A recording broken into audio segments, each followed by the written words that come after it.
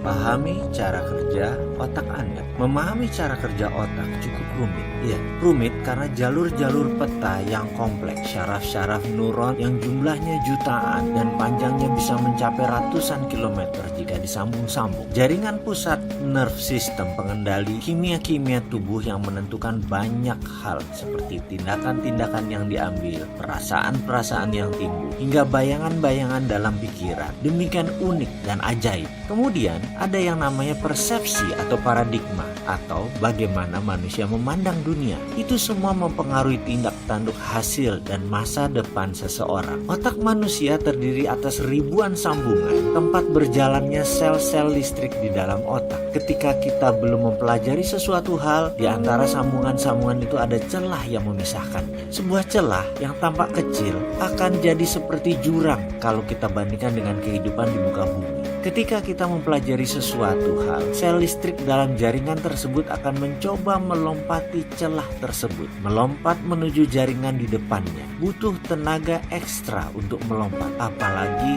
lompatan pertama kali. Misalnya, Anda belajar mengemudikan mobil. Anda butuh waktu untuk menjadi terampil.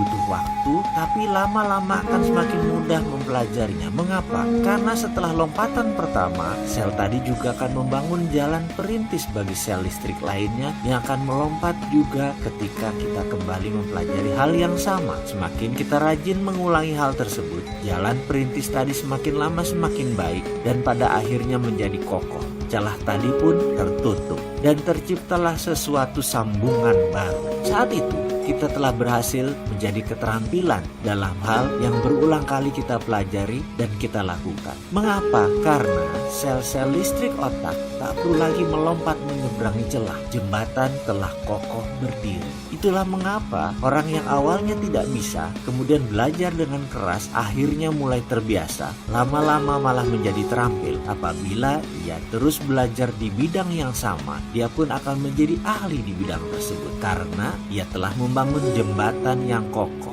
hingga sel-sel listrik di otaknya bisa berjalan dengan mudah. Celah tersebut dikenal dengan istilah synapse gaps atau RAS, Reticular Activating System. Inilah yang menjembatani pikiran atas sadar dan pikiran bawah sadar. Sesuatu yang di dalam pikiran bawah sadarlah yang menjalani hidup kita dalam wujud tindakan dan pengalaman. Semua terjadi di otak kanan, pengalaman, memori, dan rasa. Bagaimana kalau informasi, tulisan, atau perkataan misalnya? Ini faktanya tentang kerja otak dan pikiran. Kata-kata dan informasi selalu masuk ke otak kiri terlebih dahulu, dianalisa, diulang-ulang, kemudian masuk ke kanan, dibuka RAS, lalu menjadi tindakan. Ilustrasinya begini. Misalnya Anda membaca koran pagi ini dan diberitakan bahwa harga BBM premium akan menaik harganya menjadi 20.000 per liter. Informasi tersebut masuk ke otak kiri, lalu dianalisa. Kemudian baru kita mulai membandingkan, dalam kurung menghakimi, kemudian terbayang dan terimajinasi, dan ini ada di otak kanan. Wah, jangan-jangan sudah gila nih pemerintah, sudah dipilih rakyat, sekarang main naikin harga begitu aja. Mungkin begitu batin Anda. Emosi dan imajinasi Anda tersebut ada di otak kanan. Informasi yang sudah berpindah, begitu emosi tercipta, gelombang RAS tersambung, lompatan neuron otak cepat terbentuk. Tindakan yang dipilih misalnya demo. Inilah contoh bahwa otak kiri menerima informasi, pindah ke kanan, ditambah imajinasi, terbangun bayangan emosi seperti bahagia, sedih, suka, dan takjub misalnya. Maka RAS terbuka menjadi nilai baru dalam pikiran dan landasan atas sebuah perbuatan terjadi. Contoh lain, bayangkan jika Anda adalah seorang yang memiliki tabungan di bank 10 miliar. Lalu Anda membaca informasi bahwa harga premium tadi menjadi 20.000 per liter. Maka informasi tetap masuk kotak kiri dan dianalisa. Karena Anda tahu hal itu tidak mempengaruhi ekonomi Anda apapun. Anda masih punya uang banyak, Anda punya uang 10 miliar. Anda pun tidak membayangkan apa-apa. Data tidak pindah ke kanan secara ekstrim. Tentu tidak terjadi tindakan apapun. Sudah, Anda terus aja baca korannya. Anda orang kaya kok, tidak pengaruh harga 20.000 per liter bagi kendaraan Anda tentunya. Kembali ke contoh pertama, perbedaan data peta mata otak membedakan tindakan. Jika seorang ibu rumah tangga menerima informasi bahwa harga premium menjadi 20.000 per liter, akan berbeda dengan seorang politikus lawan atau oposisi dari incumbent yang berkuasa. Atau seorang pedagang asongan menerima informasi naiknya harga BBM tadi, berbeda dengan buruh pabrik, berbeda dengan guru sekolah dasar, berbeda pula dengan para pemuda LSM. Disinilah indahnya hidup, disinilah seninya hidup. Suatu hari saya mengikuti sebuah workshop. Hari pertama 110 orang hadir dari 10 negara. Ada warga India, Australia, Filipina, Malaysia, Kamboja, Hong Kong, Jepang, Amerika, dan terakhir dari Iran. Saya satu-satunya dari Indonesia. Hari pertama perkenalan, masing-masing menceritakan jalan hidup mereka. Kami saling berbagi sedetil mungkin, serinci mungkin. Persis seperti film drama. Ceritanya seram-seram dan menegangkan. Ada yang mulai taruhan nyawa, ada yang anggotanya meninggal terbunuh karena anggota mafia. Semua tegang dan menegangkan. Dan ada seorang bapak usianya 55 tahun. Selama 40 tahun dia bekerja hanya untuk membayar hutang. Ada juga yang bangkrut berhutang dengan geng mafia. Ada yang dikejar-kejar triad mafia Hong Kong dan seluruh keluarga dibunuh oleh mafia tersebut. Ada yang ditipu habis-habisan oleh keluarganya sendiri. Sulit dibayangkan jalan cerita kehidupan mereka. Bahkan 100 kali saya mendengar cerita masing-masing, 100 kali pula saya menangis. Karena duka, pengalaman, lara, dan pengalaman menyedihkan mereka semua yang belangsak hidupnya. Saya tentu tidak boleh menceritakan rinci cerita mereka, karena itu merupakan rahasia di antara kami para peserta. Ibaratnya kami ini sudah menjadi saudara sependeritaan, atau bahasa kerennya common sorrow. Jalan hidup saya jika dibandingkan dengan cerita mereka menjadi tidak sebanding alias tidak ada apa-apanya. Hari berikutnya sang instruktur menceritakan jalan hidup mereka.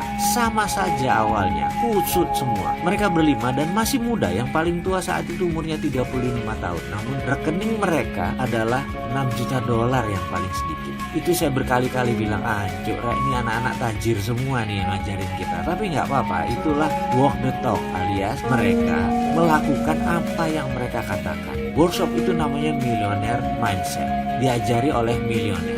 Jadi sudah benar, ini adil. Kami diperlihatkan dana di rekening mereka. Mereka tidak berdusta. Diperlihatkan keesokan harinya bagaimana uang itu datang ke mereka. Mata saya mulai melek. Ide di otak saya mulai lompat-lompat liar. Rasanya ada suara aha berkali-kali di benak saya. Hari berikutnya pelajaran dimulai. Kami membentuk formasi setengah lingkaran tanpa meja. Pelajaran trespassing namanya. Teritori ego kami akan diterabas, dilanggar, dilewati. Siap-siap marah, siap-siap tertusuk hatinya. Kami peserta diberi pertanyaan, how is the money comes to you? Atau bagaimana cara uang datang ke Anda? Seluruh peserta mendapat giliran untuk menjawab, dan kalau disamaratakan semua menjawab dengan bekerja. Pertanyaan berikutnya, kalau tidak ada uang, apa yang Anda lakukan? Semua peserta berbicara bergantian, tapi kesimpulannya rata-rata menjawab, mencari pekerjaan. Karena dengan bekerja, kita mendapat uang. Pertanyaan berikutnya, kalau Anda bekerja, apa yang Anda peroleh? Seluruh peserta menjawab, uang.